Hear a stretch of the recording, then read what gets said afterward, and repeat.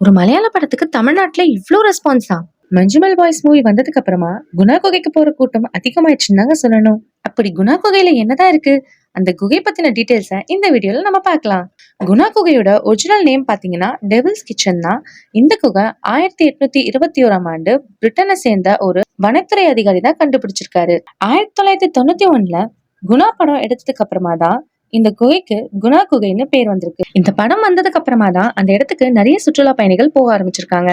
2000ல இருந்து 2016 வரைக்குமே இந்த குகையில 16க்கும் மேற்பட்ட சுற்றுலா பயணிகள் தொலைஞ்சு போயிருக்கிறதா சொல்லப்படுது. இது ரெஸ்ட்ரிக்டட் ஏரியான்னு போர்டு வச்சிருக்காங்க. அதையும் தாண்டி 2006ஆம் ஆண்டு மஞ்சுமல் அப்படிங்கிற கேரளாவை சேர்ந்த ஊர்ல இருந்து 11 பேர் ஃப்ரெண்ட்ஸ் எல்லாம் வந்து இந்த இடத்துக்கு விசிட் பண்ணிருக்காங்க. அப்படி போய் சுத்தி பார்த்துட்டு இருக்கும் பொழுது அதுல இருந்த ஒருத்தர் மட்டும் இந்த குழிக்குள்ள விழுந்துட்டு இருக்காரு.